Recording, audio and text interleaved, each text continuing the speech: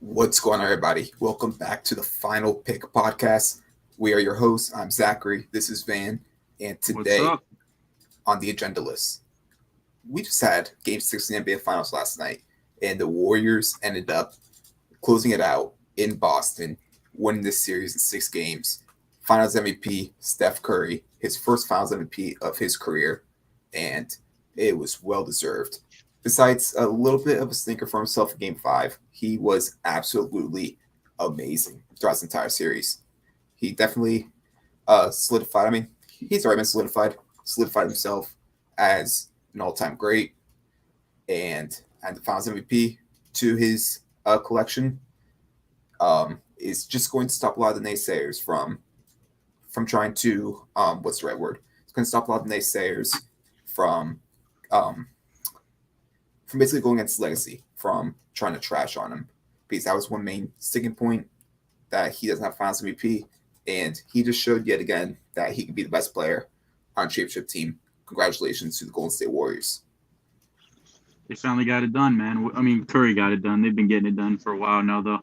But we were both right. I want to talk about last podcast. We were both right. You said Game 5, you got the Warriors. I had the Celtics. But I also predicted that whoever wins Game 5 wins Game 6. Didn't think there was going to be a Game 7, but I was actually right about that this time. So I guess we both ended up victors of that. But yeah, they got it done, and I thought Boston should have won. Not that game. They don't deserve it because the Warriors came out there and played that themselves. But so I feel like Celtics were playing with their food, but Warriors got it. They deserve it. Congratulations to them, man. Yeah, and I want to get into the Warriors before we talk about the Celtics, because I mean the Warriors were the team that actually won it all. It's their fourth championship in 8 years, making it sixth time at 8 years. Like, that's just an absolutely ridiculous streak. I mean, people take it for granted. Yes, their team's been stacked and talented, but it's hard to make it that far to the finals. It's hard to win it all, no matter who's on your team. And the consistency that Steph, Clay, Dre, Steve Kerr, all these guys, the consistency that they've had to be as dominant for as long is just ridiculous, and credit to them. I mean, we talk about Steph, but the second best player of the series was Andrew Wiggins. That guy had a hell of a series for himself. I mean, he didn't go out there and have a lot of crazy, like, huge scoring games. He had the one crazy scoring game in Game 5, I believe it was. I think he had like 27 or something like that. 26. But 26. But he has been great rebounding the ball. He's been amazing defensively on Tatum, which we'll get to Tatum later. But he played absolutely amazing for them. And it's crazy when you look at the narrative. Andrew Wiggins, just, 2 years ago with Timberwolves? I mean, I wouldn't call him a bust, but there are definitely people out there trying to say Andrew Wiggins was a bust for how he was playing. He was a good NBA player, productive NBA player, but he was just someone who take a lot of shots to get 20 points per game, couldn't really pass the ball. His defensive upside was there, but he wasn't a good defender. He gets put on the Warriors, amazing defender now. He's not putting up the high-scoring games like we said, but we know he's capable of it. He fits perfectly, and without Wiggins, they probably don't win this series. That's how important he was. They wouldn't. I don't think they'd win this series with D'Angelo Russell. I think that trade, it fit perfectly. I think I've always been a Wiggins liker. I mean, you remember the start of the season, we made a top 50 list, and I was the only one that had Wiggins on the top 50. I really did believe in Wiggins. I liked Wiggins' skill set. I think being on a team where it's Curry, Thompson, Green definitely helped him. Instead of being in Minnesota with Jimmy Butler getting traded every year, new trades, new players in the front court, and then Karl Anthony Towns. It's definitely, he got a good fit there in Golden State, and he's already getting paid, but he's going to get paid even more now. Did you see Instagram Live, Jordan Poole and Wiggins? They were talking. They said they're getting paid. Jordan Poole's about to get paid. It's going to be interesting to see what they do with Jordan Poole in the offseason. Are they going to be willing to give him a big bag like he rightfully deserves? Yeah, they have a spurred rights. They can go over the cap to sign him. I mean, I don't think they're going to be against a hard cap for any reason. So I don't see why they wouldn't be able to re-sign him. But who knows? Maybe they'll want to try to package him. They can use Kuminga, Moody, Wiseman. I mean, if they really wanted to, they could put up a nice package to get another guy. They can get a big man. They really could get a big man. I mean, Looney's fine to be honest, but Yeah, they can. Looney's another guy who had a great Hmm. series. Just this last game, he had 6 offensive rebounds, and those 6 offensive rebounds were huge. I mean, they led to second chance points. And I mean, I don't want to say anything about the Celtics' effort in game 6, but I mean, they had to do a lot better of a job. Just rebounding in general in the series. They were a bigger team. We saw Wiggins, Draymond, Looney like do really good on the rebounding in this series. Yeah, At least the last couple games. I mean, they won the last 3 games, right? They won 3 straight. they won 3 straight. They were down 2-1. And the big reason why is because the Celtics were getting out rebounded those last 3 games. Uh, where was that last series? But we're not gonna talk about that. Congratulations to Warriors. They deserve it, and I was one of the people saying whoever wins the Eastern Conference is winning the championship. I take my words back. I swallow that. They deserve it. They're a good team, and what I think is more likely than Jordan Poole getting traded, I think Klay Thompson gets traded more than Jordan Poole. Personally, that's just I don't think the trade value is there per se anymore. But Jordan Poole is better than Klay Thompson now. I really do believe that. I disagree. I think Clay's still a better player. And well, let's get straight. Clay's never going to get traded. They're never going to trade Clay, Steph, or Draymond. They're not. They're not going to. I mean, I don't think they'd ever trade Curry, but I think it's possible if the right offer comes. Thompson and Green. I don't think that they try. I think you just can't trade those guys. I mean, they won a championship. You're not going to trade a core piece of that championship. But was Klay Thompson a core piece, or was he Yeah. just the big name? He dropped Yeah, 12 points last game. He just I mean, didn't. We were waiting. 6. We were waiting this whole time for that breakout game. Like we knew it was happening. It just didn't happen. He hasn't looked himself. Even with all his shots that have dropped, they didn't look clean. They didn't look. He had that. What game did he have? He had one game in the postseason, didn't he? Where he went off. I mean, he's had a couple games that were on the postseason that just went off. In the finals, I think he had one pretty good game, like 25 point game. I don't think he had one game. He might have. I don't remember seeing anything of him going But crazy. I mean, he's still got to get into rhythm, 2.5 years off. He played half a season. I mean, he's still trying to get back, but he still was a good player for them. That play a lot of minutes for them. I mean, I get the shots aren't falling, but he's still a threat out there. Yeah, for sure. I'm not here calling him bad. It's just we were talking about trades. So if I would have traded one, I'd rather trade Thompson right now than Poole. But I doubt it will happen. I'm just saying if there was a trade one, I'd rather trade Klay, to be honest. But back to the Warriors, though. Mm-hmm. I mean, they also had some good bench contribution. I mean, in Game 6, I mean, compared to Boston, I think Boston had 2 bench points, at least into the fourth quarter. I know their bench guys might have scored some points at the end, but I remember going to the fourth quarter, I believe they only had 2 bench points from their entire bench on Boston. With Golden State, their bench stepped up huge. We were talking about Looney. Gary Payton played some big minutes in this series. His defense was there. I mean, we know he doesn't have a great offensive game, but he was doing a lot of hustle plays. He missed a 3-point shot. But what happened? He got his offensive rebound following a shot. Easy putback layup. He's kind of in a point guard body, but he plays like the center role for them. Yeah, you know who else plays like that? Kenyon Martin. Kenyon Martin? He plays just like that. I like Kenyon Martin Jr. But yeah, I mean, Gary Payton, huge series. And it's crazy to think that he almost didn't get signed because they picked him up in the middle of the season. They said I think they signed to a 10-day contract. And I think he was talking about it in the Draymond Green podcast. I don't know if you listened to it. But he talked about how when it ended, he's like, yeah, I appreciate my time with you guys. It went not. And then, they offered him the contract the rest of the year, and he played huge minutes for them in the finals. Played great. He's a fun player to watch. He's all around. I feel like he's just pretty decent at everything, not just one hot spot. I feel like he's all around just a solid bench piece. He had great minutes, and now he joins his dad on the ring stand. I remember I saw Klay saying Draymond saying you're not the only one with the ring now in that house. So that's kind of cool. That's the Otto Porter played good minutes. They put him in the starting lineup, and the crazy thing is he turned down some mid-level exception offers in the offseason to go sign with the Warriors for a minimum. And do you mean Wilt Chamberlain? Not Wilt Chamberlain, Otto Porter Jr. Put some respect on the champion's name. Yeah. But I mean, he played big. He's a good shooter. He defends. And I mean, Otto Porter, like I said, he turned down a decent amount of money this offseason to sign a minimum there. Now, I don't know if he's going to re sign there again because he got his ring or he's going to go for the money. I mean, he's a player that can really play anywhere. He's a good fit anywhere. He's a But solid player, but I feel like usually when the NBA makes a mistake of paying a player once, they usually don't do it again. Who did he get paid by? He got paid by Washington. Washington got paid big money. But he's still worth mid-level money. He can still get that money. Min level? Mid-level. Oh, I thought you said min. For sure, min. But mid, yeah. What are you thinking? I'm thinking probably like the way NBA cap is so weird. He's probably worth like what a low tens, right? Somewhere around there, I think he can get somewhere around 10 million.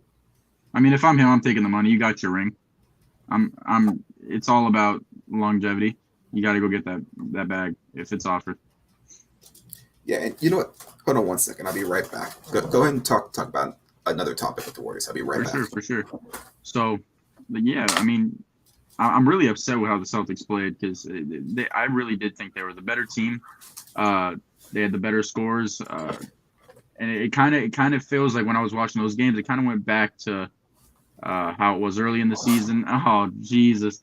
Kind of went back to early in the season when Marcus Smart had to call them boys out, saying you guys need to pass the ball. It kind of felt like it was back to those 2-man ISO game where it's not good team play. But they tried to take over and it didn't work that time. They both weren't on. I mean, they were hitting shots here and there, but they weren't. That jersey is ugly. And for anybody that can't see on YouTube, so there's only one NBA jersey I have that's from a non-Heat player that currently still plays for the team that I have the jersey for. And I gotta respect the 4-time champ, the Western Conference Magic Johnson MVP, All-Star MVP, 2-time MVP, including unanimous MVP, and now Finals MVP Steph Curry. I respect him. Never. I'm telling you right now, he's in the conversation. I don't think it's him and Magic, man. He's getting there. He is getting there. He's getting there.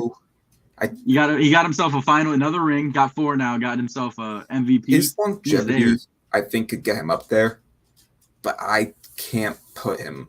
How old is Curry now? Probably 32. And he's still in his prime. That's so weird, man. Like it's those types of players where I don't feel like they ever go down. Like you'll see all these bottom tier superstars, they'll regress and they'll be on a team back of the bench player, but like LeBron and Curry, they just don't go anywhere. They just keep going. I think it has a lot to do with the stuff that's offered today. You know, like the medicine, the training, stuff like that. Sure. All the research. I mean, it wasn't available back in the 90s, even early 2000s, 80s, so on and so forth. But now, what we know research-wise, the medicines is offered, it allows these players to be able to play a lot longer in their careers. For sure, and that's 100% one of the reasons why longer careers are happening.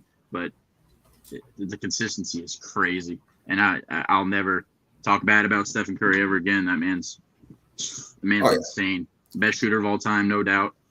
Top 2 point guard. I mean, I never watched Magic, sadly. I wish I could have, but Magic's competition was probably less than Curry's competition. Let me just say that.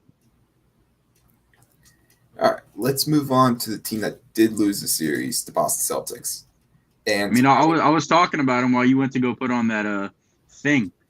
Yeah, that jersey. I have to give him respect. I respect that. I just don't know why you own that. Because I love watching Curry. Yeah, man. No hate. And also, I think I got it at Ross. I think it was like $20 or $30 or something like that. It's like deal. Yeah, exactly. But I mean, people are already talking about it. I don't want to give him too much hate, but I mean, we do have to talk about Jason Tatum. It turned into how it started when they started very bad. What was their record at midseason? It was terrible. I want to say it was 27-28, something like that. And Marcus Smart goes out there and says these guys need to stop being selfish. It was Tatum and Brown show, and that's why they weren't winning. And it seemed like they went back to that game 7 when they went down 5. They were down like 5 points at one point, and they're like, all right, shit, we got to start chucking stuff up to get back. It's not like that. Like they played good team basketball this whole playoff run, and then it just seems like the moment where you need that, they go back to that ISO stuff, and I didn't understand it. The Celtics have always run a lot of ISO. They don't have a great half-court offense. A lot of times they kind of play offense like Tatum, Brown, go ISO and get me a bucket. And I mean, Tatum just throughout the entire series, he really didn't have that one game. Like, he might have had one game that he played great, but overall, I mean, he wasn't shooting well. He didn't have a lot of high scoring games. And I mean, the turnovers, he's the first player Mhm. in NBA history, I think, to have over 100 100 turnovers plus. in playoffs. That is crazy. Because when I was watching these Celtics games, I wasn't seeing Tatum turn it over. I was seeing Brown turn it over. So when I saw that stat, I was like, I didn't really remember that. Tatum's had a lot of turnovers. And I mean, even if Obviously. you go back to the Miami series, he was turning the ball over like crazy. I mean, it's been a lot of both Brown and Tatum, but Tatum has the Yeah, ball in his hands more. And for I sure. mean, it, I don't know, but especially in game 6, 13 points in game 6 when you're Jason Tatum, and not to mention only 2 points in the second half, if Yeah. I'm not mistaken. Like, I get it in the second half the game. You could have maybe said it was over. I mean, it was a double-digit point lead almost the entire second half, if I remember correctly. But I need more from Jason Tatum. You're maybe at the superstar status. Like, I need more from you in that series. And I mean, I get it. It's a long season. Everyone's tired. Everyone's tired. Mm-hmm. But I need more from Jason Tatum in this game. I mean, I don't think so much asked for. He, like I said, he's probably top 10 player in the NBA. But if he wants to be at that superstar status, like a Steph Curry, like LeBron, Giannis, etc., I need more consistency from him in the future. Overall, in the entire playoffs, he kind of have a great game, bad game, great game, bad game. I need more consistency from him going to next year. And I'm sure he's going to work on it. He'll get better. He'll be more efficient next year, hopefully for him. But I just need to see it next year because I was very disappointed in his performance overall throughout the entire finals. Yeah. No, it was definitely lackluster. But yeah, take that thing off. Oh, take that thing off too. But nah, lackluster. It was disappointing because I mean I don't know who I was rooting for per se, but I would have liked to see a Tatum versus Curry match, and it didn't turn into that. So I mean, as a fan, it's kind of disappointing, but can't really hate when the Curry's doing great stuff like that. You can't really have any hate against it. They had no answer for Curry. Curry had one bad game, and really that game he just couldn't hit a three. I mean, if you look at his 2-point shots, I remember seeing it's a big part of his game, though. So. From hey, everybody has those off nights, man. They happen. It happens, and like that's why I said, like, if it was an off night for Tatum, all right, but this was something we saw throughout the entire finals. Wiggins played amazing defense. Wiggins is that man, bro. Wiggins is that guy. He's that guy. Is he gonna be in your top 50 next year, Zach? I don't know. Wow, man, I'm just saying, called it. But yeah, I mean, like I said, I don't want to get too much into Tatum because overall, I mean, he was All NBA first team. He had an amazing season. I don't think he was All NBA first team. I think he got. I think he was like on the edge of it because I remember him talking about how he couldn't get the super max, because he didn't make that first team. Or maybe that was last year. It was like a year or two ago. He didn't make an All NBA team. Because he was All NBA first team this year. I think it was him, Giannis. Okay. Because I remember seeing that thing where he was on JJ Redick's podcast and he was like bitching about how he couldn't get the super max because he wasn't on All. No, that was like a year or two ago. Oh, okay. Yeah. Next player though, Jaylen Brown. He showed up in this last game. He was shooting the ball well. It seemed like he was trying to get some type of spark, especially late in the game. For him in this offseason, he's got to work on his handles. He's just got to get a tighter handle because he and Tatum both, like your two star players, it seems like they can't get a control of the game when they need it most. Like there's no real point guard on the team. Yes, Mark Smart, but he's not like a true playmaker. You rely on these two guys to handle the ball for you so much, and they just play too careless at times. I mean, they had, I think, 22 turnovers in this last game. Like that's awful. You're not going to beat the Warriors to turn the ball over like that. The team that won each game won a turnover battle in each game this series. Like that's how important each possession is.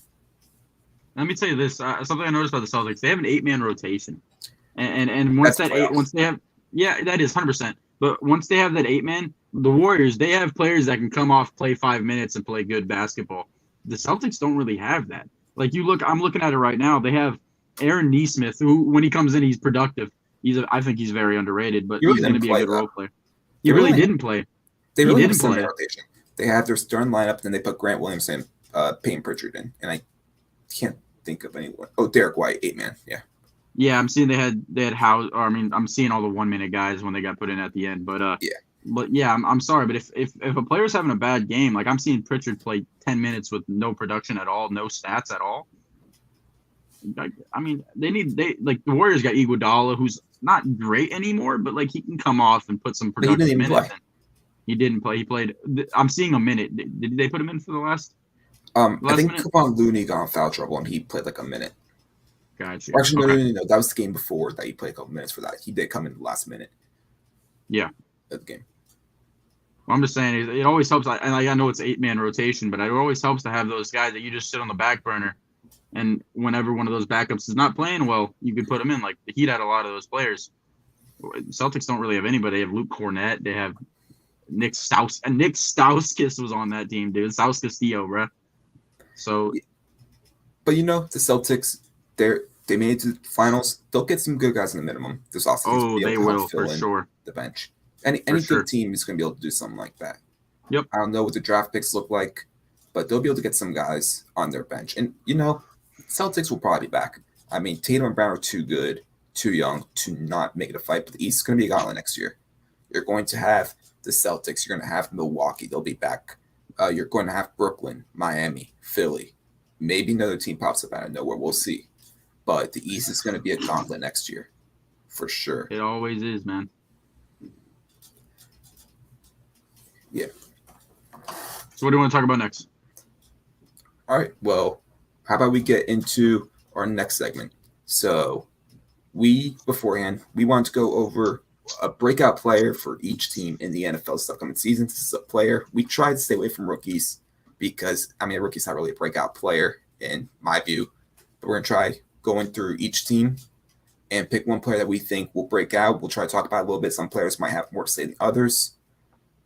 But let me pull up my list real quick because I've made a list beforehand. I made a list as well. And yeah, I stayed away from rookies, even though there was some teams where I really just wanted to use some of those like later round guys, but I really couldn't. So, and I have a lot of guys who got injured in year one that are obvious breakouts. So I put them in there, but I kind of put them as backups. All right. Yep. And let's get started. I'm going to start up in the AFC North. I'm going to kind of go by division. All right. So AFC North, Cleveland Browns. Who you got? Deshaun Watson. I'm just kidding. Donovan Peoples-Jones. That's my sleeper of the year. I think he's going to be wide receiver 2 this year. And yeah, I mean, you got Jakeem Grant there, you got Amari Cooper, but I think DPJ he made some improvements the last few years, and I think he's going to be nice, especially if Deshaun Watson is playing. If he has Jacoby Brissett, he might be in a little bit of trouble, but as a wide receiver 2, I like him. Yeah, I like Donovan Peoples-Jones. I picked Jeremiah Owusu-Koramoah. He had a great rookie season. I think he can have the potential to jump to a Pro Bowl caliber linebacker. I mean, he's got amazing talent.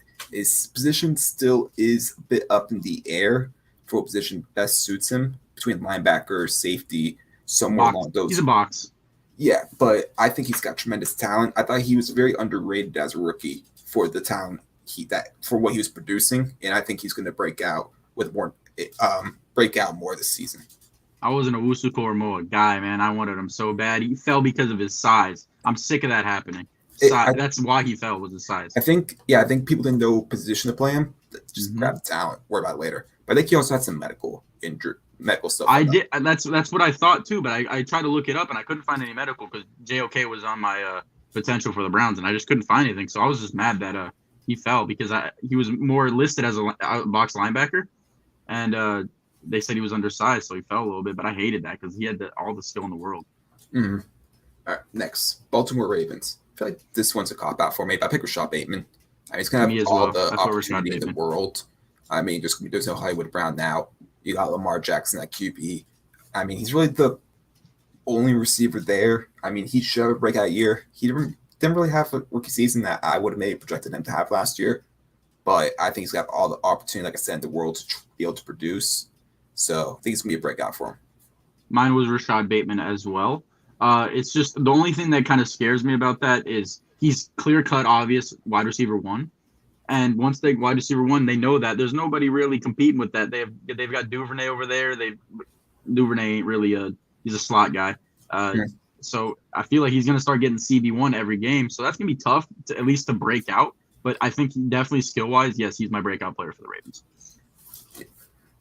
Pittsburgh Steelers. You go first. Pittsburgh Steelers. I put a weird one here. I put Miles Jack. And the reason why I put that is he had a really bad year with Jacksonville.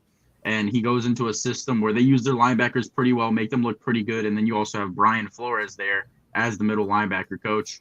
I feel like it's just a perfect scenario for him. I think he's going to look amazing in that Steelers defense. That's my breakout player for the Steelers. All right. I got Alex Highsmith. I don't know why. I'm just a pretty big fan of Alex Highsmith. Every time I watch him play, I feel like he's pretty underrated. I like the way he plays. You have him next to TJ Watt. You have him next to Cameron Hayward. I just think that he's going to be able to have a huge season from this year, like double digits type sacks. I think he's going to be really good for them. And he's going to need to be good if they're going to have a chance to make the playoffs this year, in my opinion, because that defense is going to have to carry.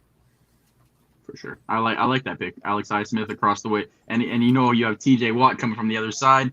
27 and a half. You got to focus on that, man. He's going to have some easy sacks this year for sure, taking Bud Dupree's spot from last year. Mm-hmm. And then last night, AFC North, the Bengals.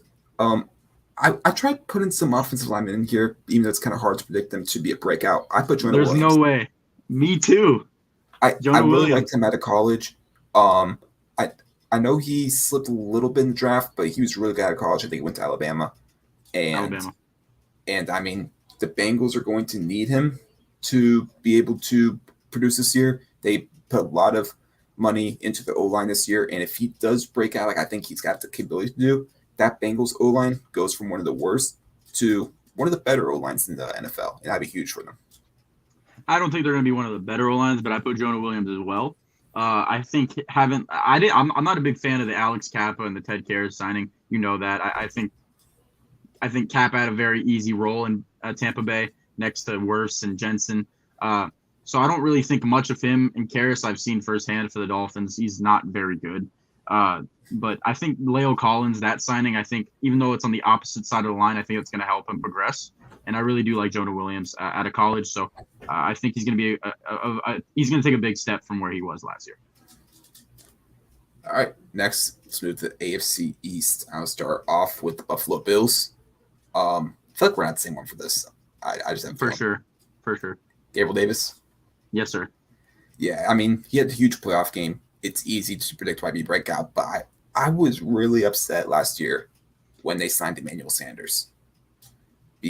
Because, I mean, I really liked Gabriel Davis last year. I thought he was going to be a steal for fantasy. But now, he's gone. Cole Beasley's gone, even though they brought Jameson Crowder. But I think Gabriel Davis is going to have a much bigger role. I think he's going to take some targets, the targets that Sanders had. I think he'll take a little bit of targets away from Diggs as well. Diggs has been the most targeted receiver over the last 2 years in the entire NFL. But I think he's going to have a huge year this year. And I would take him fantasy if I were you guys. For sure. I love Gabriel Davis. And the reason why is the same reason you said. Beasley's gone. Sanders is gone. They still got McKenzie re-signed, and they got Crowder. But they're a little more slot guys. I feel like Diggs is going to be getting CB1 every single week. Going to get Davis more open. And I think Josh Allen's coming off of a game where he's like, wow, I could just throw it up to Gabriel Davis. And this is awesome. So I think he's going to be at least a monumental step from last year. He's going to be amazing, I think. Yep. And next, Miami Dolphins. You might be surprised at what I have. I got Tua. Even though you're a Dolphins fan, I do like to troll on Tua. I like Tua out of college. And, I mean, in order for the Dolphins to be good this year, he's going to have to make a huge improvement. And, I mean, you can't do much worse than Tyreek Hill and Jalen Waddle. I mean, those two guys are a lot of speed. And if Tua can't succeed with those two on the outside, with Gesicki at tight end, I mean, how much more help does he really need besides that? I mean, you got Mike McDaniel. We'll see how he is as a head coach. I mean, we just have to wait and see how good he's going to be. But Tua has all the opportunity in the world to produce. And, I mean, it's year 3. If you can't produce by year 3, then you're just not going to cut it. You don't see QBs turn around after year 3 too often. Typically, not really after year 2, you see QBs take a huge jump. So bring in Tyreek, you got Waddle. Let's see what we can do. For sure, and I'll try to make this quick. I did not put Tua because I thought it would be the obvious answer. I wanted to get a little defense in there, but Tua, if he's bad this year, he's got to go. It's just I'm a Tua lover. You know this. I always overhype him too much, but this offense is too easy this year, man. You got an outside run offense with two of the fastest receivers, two of the best rat catch players. It won't get any easier for Tua, and it fits him perfectly. Dink and dunk, get down the field, smart play. He should be amazing. But my breakout player is Jalen Phillips on the defensive side. It's kind of a tough one. It was between him and Connor Williams, but I wanted to go defensive because I know he would go Tua. So Jalen Phillips, he had 9.5 sacks, I believe, last year. But I love watching him. He's so fun to watch, and I think the sky's the limit for him if injuries don't play a part. Yeah, injuries the one thing that really worries me. He had to medically retire back in college from UCLA before he transferred to Miami. That's the one thing that scares me. I know a lot of NFL teams didn't have him on the draft board because of his medicals. Yep. So hopefully that doesn't get in his way. Hopefully. If it doesn't, though, sky's the limit. Yeah, for sure. We got the New England Patriots. So you got? I'll go first. Mine's a little bit of a shocker. It's one of their signings, Jabril Peppers.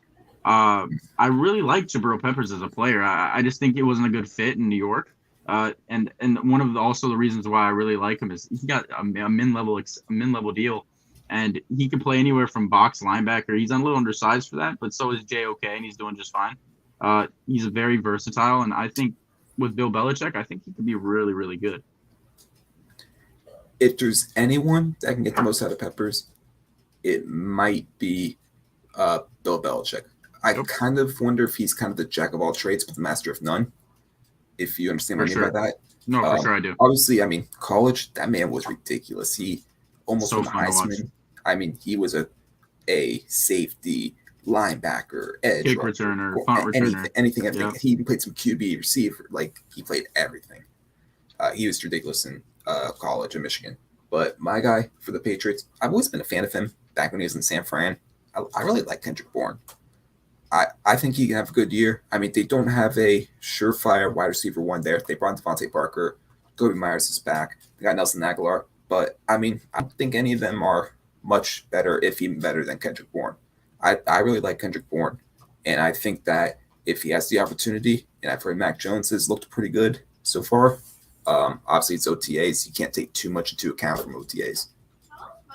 But I like what Kendrick Bourne could potentially do this year. For sure. He looks good, and I think Mac Jones is really good friends with him. I watch all of Kendrick Bourne's YouTube videos. They're always chilling. So that once you get that quarterback-receiver connection, especially in the slot, it's sky's the limit again. I like that pick. Yep, and last in the AFC East, New York Jets. Might be a cop-out, but I was a big fan of him coming out. I'm like the only one of like the people in our friend group that actually liked him. Well, here's the thing. I think we have the same person because I'm a big fan of the guy too. You're a Zach Wilson fan? I like Zach Wilson. I was a big fan of Zach Wilson coming out. Yeah, I like him. And I mean, that's who I have here. I mean, it's not the same thing as Tua. I mean, he doesn't have Tyreek Hill coming in, and he's also a year younger. But, I mean, he's got some stuff to work with. Garrett Wilson, Elijah Moore, Corey Davis. I mean, some of those guys are unproven, but I like the potential of that offense. They brought in C.J. Uzomah. They brought in who else? Tyler Conklin. Tyler Conklin, yep. Laken Tomlinson. Yeah. They got some decent running backs, young running backs, Brees Hall, Michael Carter. We'll see how they do. It's not an unproven talent of that offense, so that could potentially hurt them. But overall, I think that the sky's the limit for that offense. And if that offense can get going, they have a decent defense. And I mean, they could be a surprise team this year. I'm not putting money or nothing like that they'll go ahead and win like 9 games, something like that. But I really do think Zach Wilson can be a really good player in this league. And he's shown some flashes. Yeah, he's got everything you can't teach. He's got all the arm strength. He's got the elusiveness. It's just it's more of the mind picking. That's his problem, and that's why I have him as my breakout. I like the team. I'm with you on the boat. Sadly, I hate the Jets, but I think they're going to get 9-8 wins. I really do. Like once the Dolphins were on that win streak last year, we had 2 close games in that whole span, and it was against the Jets both times. I think they're really underrated. I think they're definitely not a bottom 3 team in the league. I think they definitely get 9-8 wins this year. The one thing is the AFC is so stacked It is. that, I mean, you say they might be the third worst team in the AFC, and that might not necessarily mean that they're AFC a bad East. team. I'm just You saying mean AFC AFC. East? Oh, third. Worst. Yeah, I guess that's true because there's only I mean, who do you got? Texans, which I don't even hate the Texans. Like I don't have like a team where I know they're gonna be bad. I mean, The I'd say the Bears. Texans, Jaguars, and Jets are probably the 3 worst teams No, Bears number 1. in the AFC. Oh, okay. Yeah, for sure. And that's what I'm saying. Like, and I'm not even saying that some of those. I mean, I we'll get to that another day. We'll get to that when we do. All right, yeah. Right. Let's just get to these breakout players. AFC South Colts. Let me hear what you got. For the Colts, I have 2 actually. I have the obvious answer in Kwity Paye, and then I have my favorite one. I have Nyheim Hines. I like Nyheim Hines this year. I heard Wright go out about it, saying you might want to have him on your fantasy team. He's got everything. Jack of all trades. He could catch the ball. He could run the ball. He's very elusive. Very athletic. He's got no downside to him. I think he's very good. Especially behind Jonathan Taylor. I like Nyheim Hines this year. Yeah, I mean, in case you guys don't know, because like I said in the last episode, I am a Colts fan. I think there's a lot of people, honestly, that you could probably pick, a lot of young people. But I got Isaiah Rodgers at corner. I'm a really big fan of Isaiah Rodgers. He was really underrated last year, played very good football. And out of OTAs, like I said, can't take much out of OTAs, but he was the best player on defense, they were saying in OTAs. And I mean, you got Stephon Gilmore and Kenny Moore. If Isaiah Rodgers can produce next to him at corner, that's a lethal cornerback room. And I mean, it's already one of the best defenses in the NFL talent-wise on paper. And I mean, if he can take that next step like he has every year so far, that could be very dangerous. I like that pick. I like those weird smaller picks. Didn't he play kick returner for you guys? He has been kick returner. Yeah. Okay. I was making sure that wasn't Isaiah Rodgers. He's on the Titans, right? The receiver, Chester Rogers. My bad. Chester Rogers. That's a former Colt, but he was on the Titans last Okay, night. that's why I was confused. Okay. Yeah. Speaking of Titans, who you got for the Titans? All right, so I have my breakout player, and I have a sleeper. It's not a breakout player. He's been in the league for a little bit, but he's very underrated, and I just want to get his name out there. My breakout player is Westbrook Akine. I have Nick Westbrook also. Okay, so Nick Westbrook's my breakout player. I know who your underrated guys. Very underrated. And yes, actually, Danico Autry. I really love that guy. Like I've watched like 3 Titans games last year, and it seems like every play he was just there. He's just one of those guys that's always on the ball. And I know he's not going to be a breakout guy, but I love his play, and I wanted to get his name out there because the guy is very underrated. He's really good. He's one guy that I really wanted the Colts to keep. Even when he was back with the Raiders, he played really good football for them as well. He's always been very underrated. He plays this role. He's also very versatile on the defensive line, but he's a very, very good player. Yeah. Very good. I'm glad you knew what I was talking about. Like, Nico Autry's a hell of a player, man. Might have also seen you comment that on someone's post on Instagram. I did. Yes, I did. Okay. Yeah. So what do you like about Westbrook? Westbrook? I mean, for one, the receiver room isn't the best. Mm-hmm. I mean, Robert Woods, I don't know what his injury recovery timeline's looking like. Treylon Burks, he is rookie. I've heard he's not in the best shape.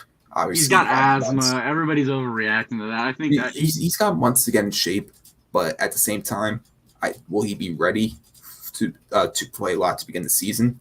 And I don't think he's ready to be had some good games last year when AJ Brown was out, when Julio Jones was out as a rookie. I think he might be able to take another step and be a very productive player for that offense. And they're going to need some production for the receiver room, especially if Robert Woods is out to begin the year. Mm-hmm. All right. And you want to go to the Texans now? Yep, let's do the Texans. No, you go first. I have another offensive lineman, Titus Howard. It was hard for me to pick a breakout for this team because I was trying to pick some younger guys. They just have a lot of solid guys. I don't feel like have a very high ceiling at the moment, but I feel like Titus Howard is a make or break year for him.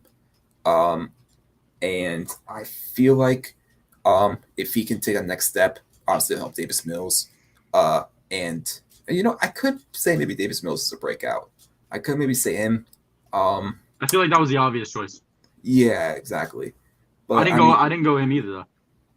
but yeah, Titus Howard, I think he's got the most potential of the guys that's still on a rookie contract for the Texans, and that's kind of why I went with them.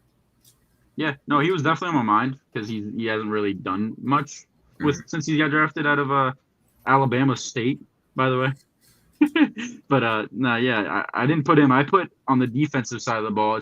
They don't really have a lot of young guys that aren't rookies. They really have a lot of like veterans that are just on the mid level. So I put Roy Lopez, the defensive tackle. I liked him last year, and he was very productive next to Greenard, who broke out last year. So I went for a little bit of a different. Not much would say that, but no, not many people would say that. But I got Roy Lopez as my breakout. All right. I don't know too much about him, so I can't really say much about him. Jacksonville Jaguars. I feel like we should have the same person on this. I feel like we don't. All right, go. You go first. I got Tyson Campbell. Interesting. Corner. Next to Shaq Griffin. I wasn't the biggest fan of him out of college, but I did like him coming out of college. He went to Georgia, I believe. Georgia, always produces great defensive players. And I think next to Shaq Griffin, I think it will be a more improved defense. I didn't think defense was that bad last year. I thought it was more admiring the offense that was the problem. I think in year 2, he's got a chance to take a huge step and play some very good football. Yeah, I like that pick. I mean, I thought you were going to go with Trevor Lawrence, which I didn't go with. That was too obvious. Yeah, but I didn't go Trevor Lawrence either. So Trevor Lawrence is going to break out next year. Let me just tell you this right now. He is. Point blank period. I think he's fine. Yeah, a lot of picks, but Peyton did too. So who cares? I think he's the obvious going to be amazing. Interceptions are overrated. Yeah, no. And my pick is Travis Etienne. I know it's kind of a bullshit pick. He was injured, but I've heard him playing slot receiver. He's had a whole year to recover. He didn't play any last season, so I think he's just going to be amazing this year, especially with James Robinson helping him out there. Yep, I like that pick. I mean, like I said, it's kind of I won't say obvious, but it's obvious. It's Etienne and Lawrence. That's the obvious ones. Yeah. All right. Last division, AFC West, the Kansas City Chiefs. I got Nick Bolton, linebacker. I really liked how he played last year. I really did. And I mean, it's a team that definitely is revamping the defense, and I do think he's going to have a good year this year. Yeah, Nick Bolton's a stud. I didn't really have him as a breakout player because he already kind of broke out. I thought he was very good for a rookie last year. But, I thought he was very good also. I put my breakouts kind of obvious. I have 2, Juju and MVS. MVS has drop problems, but Juju, I think, it's kind of a breakout thing because he already had his breakout year, then sucked for a few years, got injured a lot. So I think he breaks out again, and MVS is whatever, but more Juju, I think, than MVS this year. I don't know if I can consider Juju a breakout. I think he's going to – I think – all right, well, if you don't, then go MVS because MVS never had – I think one of those receivers is definitely going to do what they haven't done before.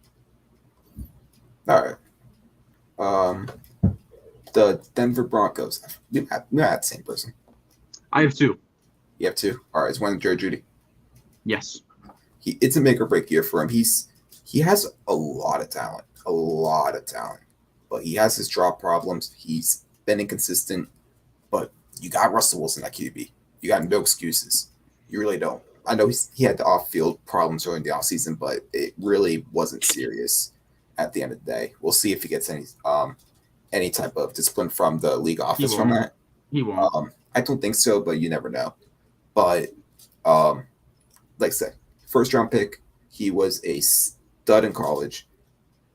It's make or break time. Go out there and produce like we think you can. Be more consistent. And he's got a big year if he does. Definitely should. There's nothing holding him back. One of the cleanest route runners. Went to high school with him. Man, should be a beast, man. That was a little weird little flex there. But my obvious one was Javonte. There's no reason for him not to be good. Gordon got re-signed, but it's obvious that he's RB1. I don't know if I want to say obvious. I think the splits are going to be a lot closer than people want to say. I mean, they did the exact same amount of carries last year. I really like Javonte, But I really like Melvin also. Melvin's still very, very good and productive running back. Melvin's a beast. I'm sick of people shitting on Melvin Gordon, because this guy he hasn't dropped consistency. He had a fumble problem, but besides that, the guy's out there sitting on the open market for 4 months and got $2 million 1 year. Bullshit. The guy's way better than that. It was something very cheap, and he does not deserve that. But I think Javonte switches with him. I think they're trying to progress him.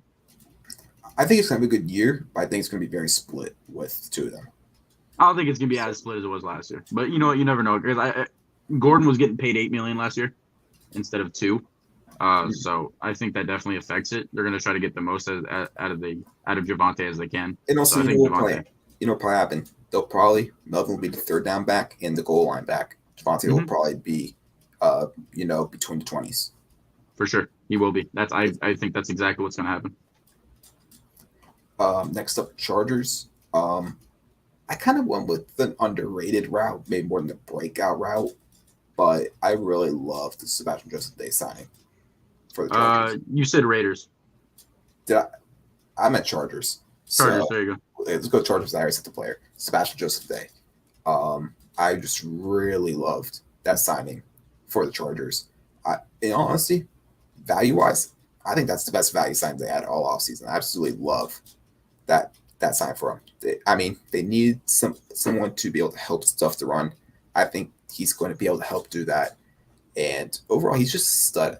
He was with the Rams last year, right?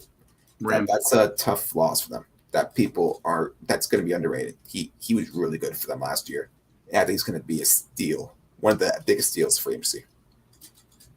Great minds think alike, Zach. So Sebastian Joseph Day was my guy as well. The big thing was that contract. I completely agree with you. I think it was 3 for $24, which is about $80 a year, which is an absolute steal for what he brings to the table. And they needed that. Losing Linval Joseph, he got old. He wasn't very productive anymore.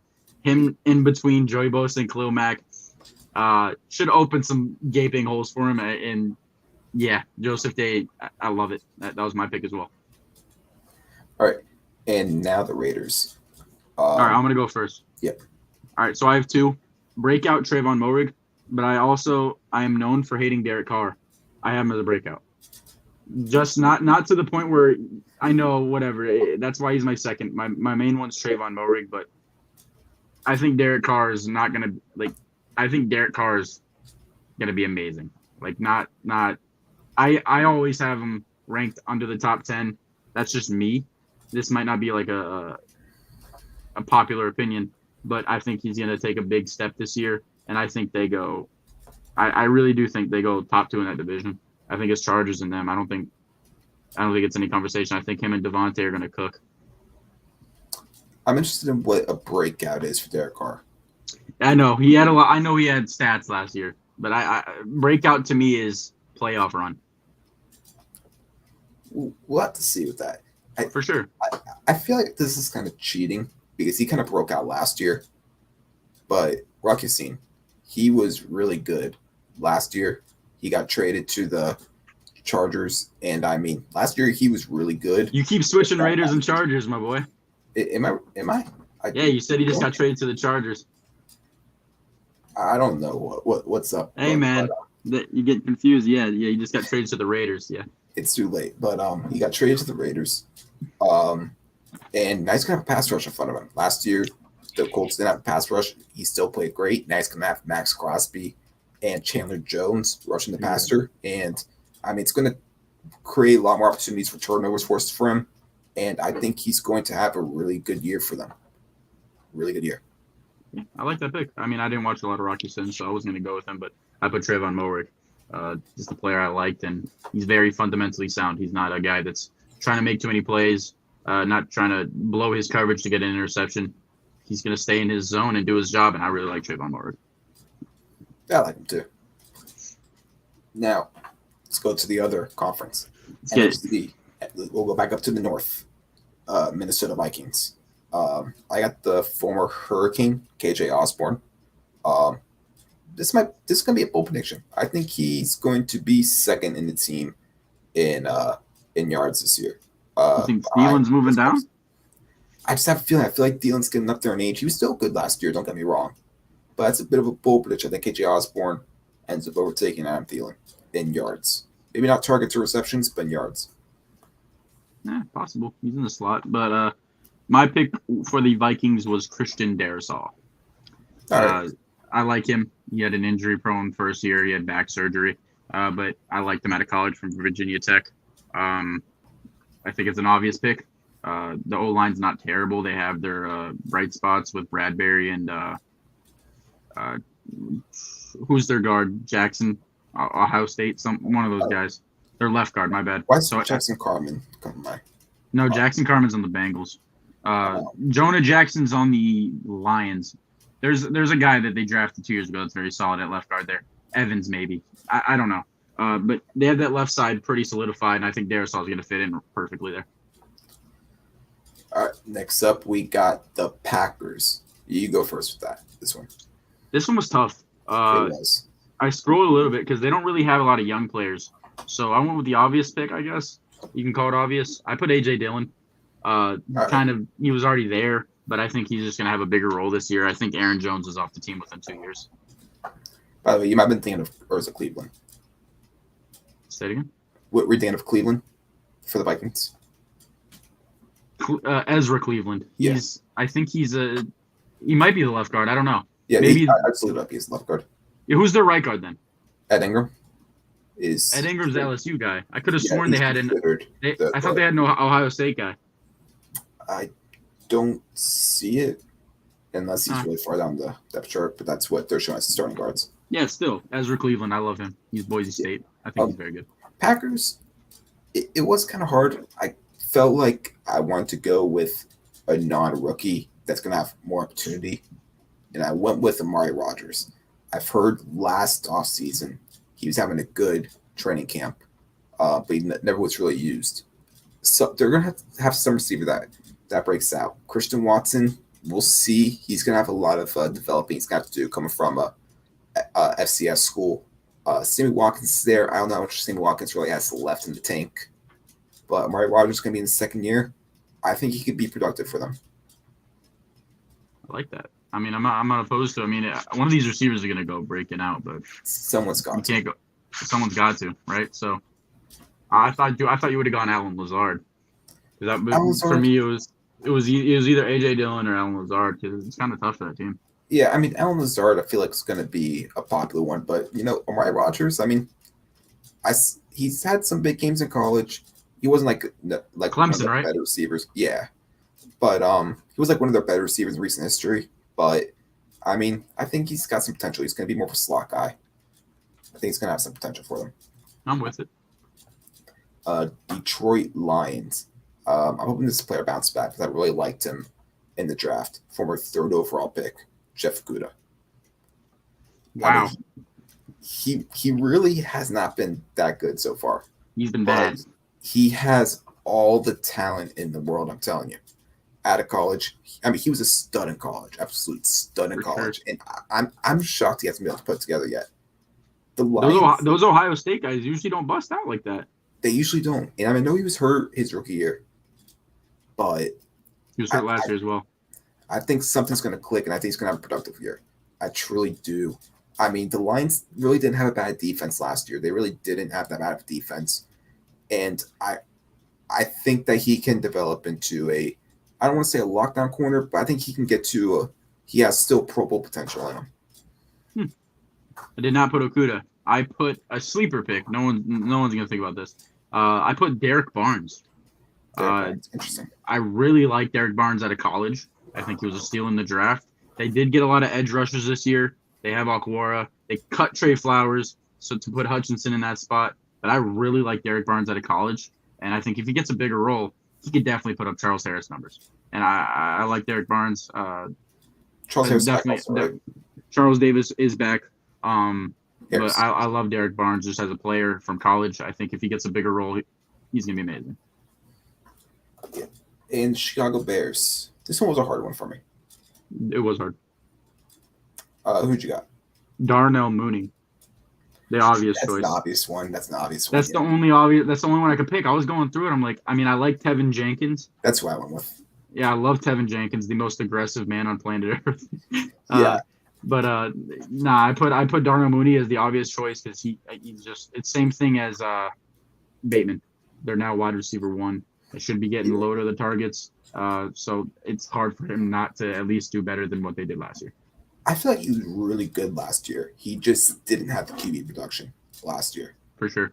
Like, I don't know if Allen Robinson being gone is going to help him too much because I don't personally trust Justin Fields. But that's a topic for NFC North preview.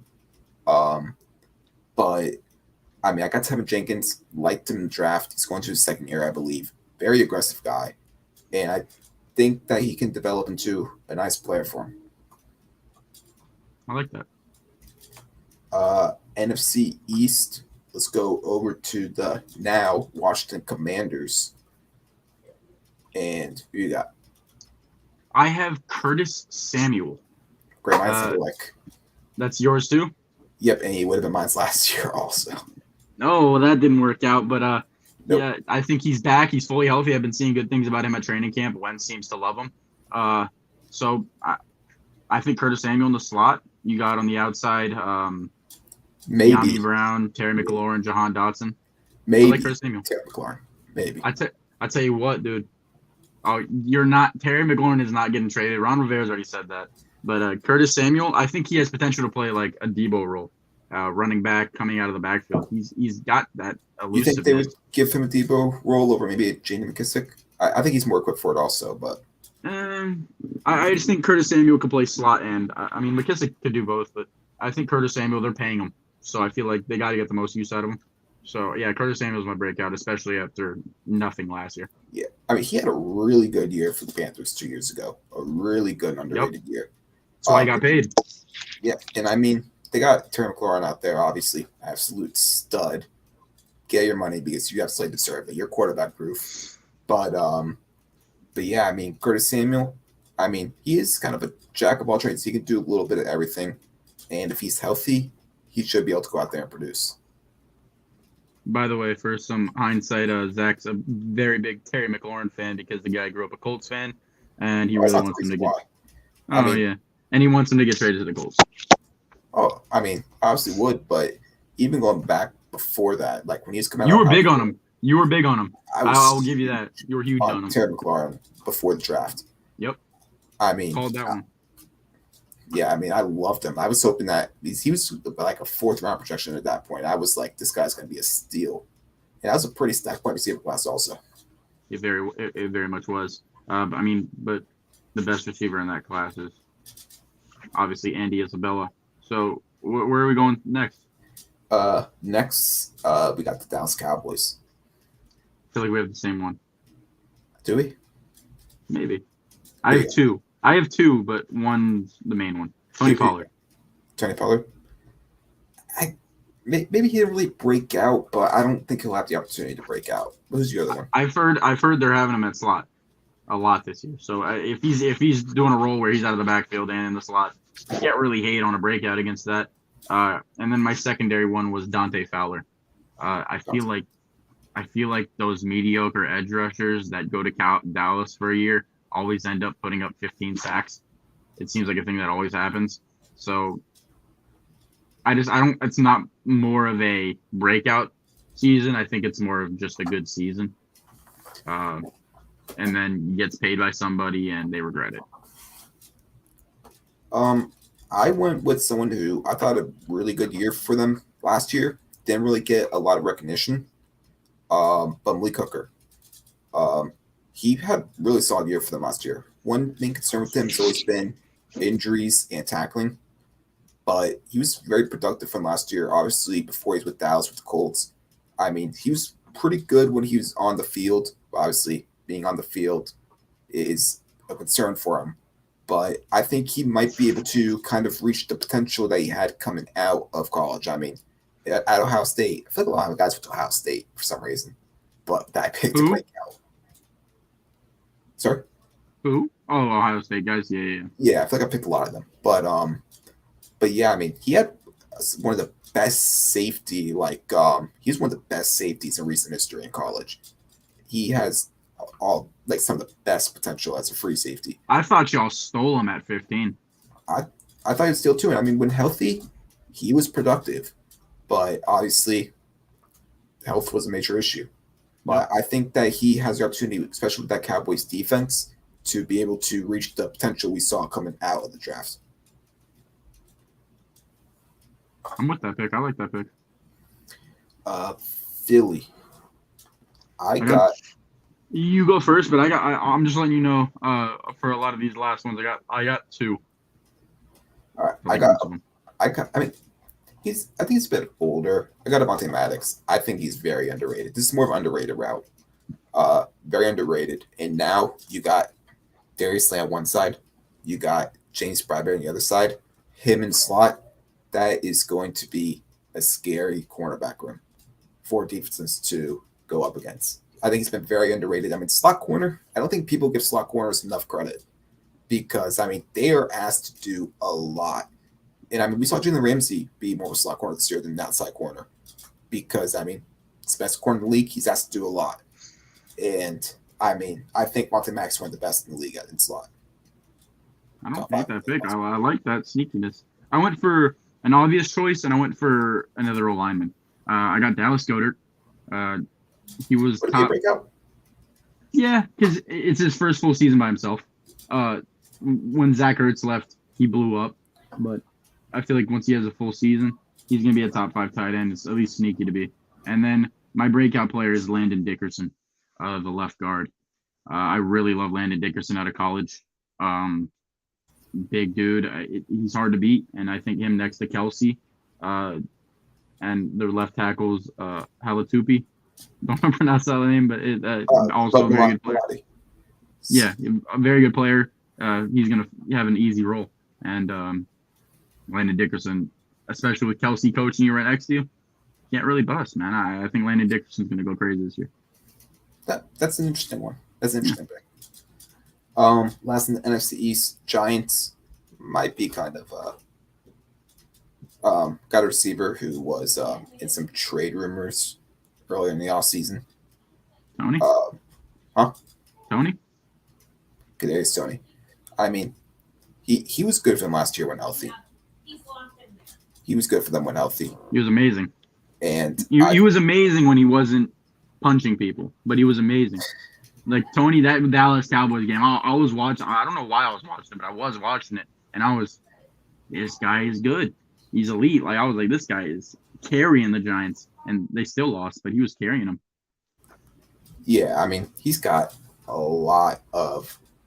I mean, I keep saying a lot for these guys. I mean, all these guys have a lot of potential, but he's going to be able to have a. I mean, this is a make or break year for Daniel Jones. I don't think he's going to make it. I think he's going to break it, but he's going to have to look at Tony a lot because I mean, I don't know how much Galley still has in the tank, but Tony's got to be the number one guy for him because he can create after the catch at a high level, and he's going to be the guy that they're going to have to depend on in their receiving group, in my opinion. I've got two. Telling you right now, whoever does watch this, draft Saquon Barkley. Okay, Saquon Barkley this year. Yes, he's a breakout. If he had one good year and then injury riddles next two, that's a breakout to me. Once you're bad and you can't stay on the field and you have a great year, breakout. Draft him. He's got no running back behind him. Matt Breida is the backup. I think Saquon, they got an improved O-line. They got John Feliciano, a very good run blocker. Andrew Thomas with Evan Neal, and their center is coming back, Gates. I really like Saquon, what they're building around him, and they don't really have much of a quarterback. So I have Saquon, and on the defensive end, I have Blake Martinez, if he could stay healthy. Every time he's on the field, he seems to be in every type of play. If he gets a full year under it, he could be one of the leading tacklers in the league. All right. Carolina Panthers goes to the NFC South. But I want to start speeding this up a little bit, all right? Let's do it. I got CJ Anderson for the Panthers. I wasn't a fan of him coming out of college, but the first year in Jacksonville, he made some plays that made me turn my head a little bit. I thought, all right, he's got some potential in him. And, I mean, the Panthers, they got a very talented defense. And being able to learn from Stephon Gilmore last year, having the pass rush that he has in front of him. I know they lost to Son Reddick, but I think that he's going to be able to make a big jump this season and be able to. I don't think it's going to be close to a Pro Bowl level, but I think it's going to be able to be considered a low end cornerback one, which he might not be at this point. All right, and really quick, I got J.C. Horn. That's my secondary, obvious one. Not going to give any background to it. He stays healthy, he's going to be a great player. But my pick is Tommy Tremble. You should like that pick. I know you love Tommy Tremble. That's why I'm surprised it wasn't your pick. He's going to be very fucking good. Ian Thomas got re-signed, but I think Tommy Tremble goes insane. I think he's got all the skill in the world. I call him Baby Kittle at one point. Yeah, don't do that. Tampa Bay Bucks, Joe Tryon. I really liked what I saw from last year. And, I mean, I don't know how much opportunity he's going to get. I mean, although Jason Pierre-Paul wasn't there last year, though. Jason Pierre-Paul was there last year, but he's not there this year. Yeah, I know he's not there this year. But I think he's going to have opportunity for a lot more snaps. I know it's like Shaquille Barrett. Sue's gone. Yeah, Sue's gone. But they brought in someone, I'm pretty sure. They got Vita Vea. But they signed someone very recently on the D-line. Was it? I know they signed someone recently. I forget who it was, though. You could look that up. But I had Joe Tryon as well. And my offensive one was Russell Gage. He's going to be their slot receiver. They're paying him. I feel like if you give anybody that was mediocre at best, Tom Brady, you got to break out at least a little bit, right? So Russell Gage and Joe Tryon are my breakouts for Tampa Bay. All right. I like it. Akeem Hicks. That's who it was. Yep. That's what I was trying to look up. Yeah. Akeem Hicks. All right. Let's go Saints. Yep, Saints. Let me hear yours. I got Paulson Adeba, the corner from Stanford. You don't have to tell me where he's from. That's my pick too, buddy. I'm just letting you know. I really liked him out of college. He was kind of underrated in college, I feel like. But he was very good. And playing next to Lattimore. I mean, he also had a very underrated rookie season, in my opinion, as well. But he's also got the Honey Badger back there. Like, there's going to be a lot of people that the defense got to worry about. They're going to be trying him a lot, and I think he's going to improve throughout the season and be a force to be reckoned with in the secondary. Yeah, no, I love Paulson Adebo. I think he's a stud, and especially that he's getting wide receiver 2 every week. Because, by the way, let me just say this right now. Get it done. Marshawn Lattimore, top 3 corner. Don't care. Hate me. Marshawn Lattimore is amazing. Amazing. That's the one corner. I don't care. He's a cocky bastard, but he is so good. He is so good. He's locking down my wide receiver 1 all the time. I hate playing against Marshawn Lattimore. But yeah, I had Paulson Adebo, and I also had Chauncey Gardner-Johnson. I think their DB group is just deadly, especially when you add a mind like Tyrann Mathieu. It's going to be fun watching balls get thrown against the Saints. Yeah, and they got Marcus May also. It's going to be scary. Dude. And Daniel Sorensen. But Chauncey is very good in slot. Yes, he is. He is very good. Falcons. I actually kind of have 2 players for Falcons. Go for it. I have on offense Brian Edwards. I really like Brian Edwards with the Raiders. That's my pick right there. I mean, he's going to be next to Drake London. We'll see how the rookie does. But I think he's got a lot of opportunity to produce. Well, and Kyle Pitts also. But he's got a lot of opportunity to produce in that offense. I was going to say Oliver. I was kind of surprised they brought him back. Ed Oliver? Or Isaiah Oliver? Isaiah Oliver, yeah. They do have a couple corners over there. They got Casey Hayward. They got AJ Terrell, obviously. Fabian Moreau left. Yeah. But I think Isaiah Oliver's going to have a nice role for himself. I think he's going to be able to produce at a very high level in this role. Yeah. I like that pick. I went Brian Edwards. I was a big Brian Edwards guy out of the draft. And I don't know if it was just a Raiders thing. It seems like when Raiders draft receivers, it doesn't end up pretty well. But Brian Edwards, his comparison for me was Jarvis Landry. I loved Brian Edwards out of South Carolina. So on this team where he becomes wide receiver 2, clear cut, and putting Zacchaeus in the slot, I love Brian Edwards this year as well. That's my breakout. All right. And we got one more division. Let's try to wrap this up. The Rams, I got you, my boy, Van Jefferson. I mean, it's kind of a cop-out, but no, it's not. I had 2 players and none of them were him. But I mean, obviously um, you got Allen Robinson, Cooper Cup there. We'll see what happens with Odell. Also have Ashawn Robinson there. I think he's a decent player that could fill in for Sebastian Joseph Day. But Ashawn Robinson is a problem, Zach. You know it's a problem when Jordan, one of our friends, texts you saying, "Who is this guy?" Ashawn Robinson has always been that Danico Autry type player, just underrated, just there. My two players, one's obvious Cam Akers, not even talk about it, injury prone, he'll break out from what he did last year. And my breakout is Allen Robinson. I think, I don't know if you remember, before fantasy started last year, I was trying to get Cooper Kupp for fantasy. I'm like that with Allen Robinson this year. I think Allen Robinson is not going to be, of course, triple crown, but I think Allen Robinson, especially in that offense, is going to be so fun this year. He's one of the smoothest route runners. You give him to Stafford where he's wide receiver too. It's going to be fun watching Allen Robinson. I think he just goes, and I guess it's kind of a cop out of the breakout. He's had his breakout already, but he went quiet last year, very quiet. So, but people forget how young Allen Robinson still is. Like, you think he'd be in this? How old is Allen Robinson? 27. I'm looking it up right now, but I think he's 27. He was on the Jaguars for a while though, dude. He's 28. Oh, but he's still pretty young. He's going to be so good this year, man. I'm so excited for him. Yeah. All right, Seahawks. I got Sidney Jones. I've kind of been waiting for the breakout for him. He hasn't really had it. It was hard to find a breakout guy on this team for me. I'm not going like Rashad Penny. He already broke out, in my opinion, late in the season or something like that. But Sidney Jones is someone I liked out of college. So I went with them. Yeah, I don't like that Sidney Jones pick. I don't like Sidney Jones. I mean, I was watching a Cowboys-Eagles replay game like last week, and they would literally say, "Hut, look at Sidney Jones," and just toss it down the field. Of course, that was a while ago, but still. I have Noah Fant. Pete Carroll tends to get his tight ends involved more than a defensive coordinator and Vic Fangio. So I think he's never really had an offensive-minded coach. Pete Carroll, I think he could have fun with him. He had a lot of fun with Jimmy Graham. I really do. I think Noah Fant has always been very good, just very not utilized. So I think Noah Fant this year is my breakout for the Seahawks. But yeah, I agree with you. It's hard to find one for them. All right, Arizona Cardinals. I got two people.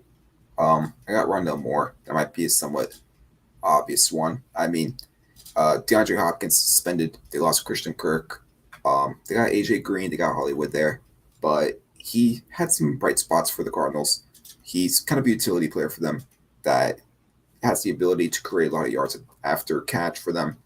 And, I mean, if he can get it right, he can be very explosive for the offense. You said you had two? Oh, yeah. The other one was Byron Murphy. He kind of already broke out a bit. But I just really like Byron Murphy, and I think he has another level that he can get to.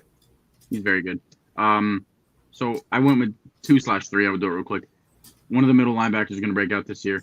Zaven Collins or Isaiah Simmons, whichever one. I'm leaning towards more Isaiah Simmons. Cardinals usually send linebackers for their career to die there. It's what they do. They draft linebackers. They don't do good until the last season, and then they sign with another team. Hassan Reddick. They just do it all the time. Isaiah Simmons, I think one of them's going to break out. Don't know which one. And I had Eno Benjamin. He's kind of just been sitting there. And now he has RB2, at least it looks like it, behind James Conner, who I'm not particularly high on, as most people. But Eno Benjamin's one of my breakouts, as long as one of those linebackers. All right, and then we got one last team. And this one's going to be an obvious one. But San Francisco 49ers for me. I didn't go Lance. Huh? Lance was obvious. I was going to go with it. Yeah, I mean, I've been on the Trey Lance hype train for a long time. Absolutely love Trey Lance. I mean, I'm not going to say he's going to have a Mahomes type year, but let me just say that the Niners will be a potential Super Bowl contender with the way I think Trey Lance is going to be capable of playing. I mean, they were just a tart drop away from the Super Bowl possibly this year. And I think Trey Lance is going to be better than Garoppolo was last year. Who just signed with the safeties, or the safeties with the Eagles. Yeah, Trey Lance was the obvious option. I like Trey Lance, but I don't think they're going to be a Super Bowl contender. I think, and it might be a little biased. Dolphins do have their draft pick, But I think losing McDaniel, losing a big part of their offense, So we'll that's Shanahan see. going to place. Oh, Shanahan's amazing, but I'm a hope. It's more of a hope than a guess. I have Brandon Ayuk. Um, he has everything. He has everything in his bag, his arsenal. He should be a very good player. Debo Samuel took some of that shine, and he was not getting targeted the first 8 weeks. Last 8 weeks, though, he was amazing. Amazing. That's why I'm saying it's kind of like a Gabriel Davis thing, where he should, he has no reason not to break out. Yeah, I definitely see it. But, with Trey Lance breakout, Ayuk's going to have the opportunity. For sure. Yeah. So let us know what you guys think. You guys have any breakout players that we didn't discuss? You think we're crazy for someone that we said? But that's going to do it for this pod. This was a longer pod, but I enjoyed it. Make sure you guys go ahead and like or subscribe, follow the podcast, leave 5-star ratings, depending on what you're listening or watching it on. And I don't got nothing else to say. You got anything to add? Nothing else to say. Thank you for watching, and hopefully see you again soon. Yep. All right. We'll catch you guys later. All right, peace.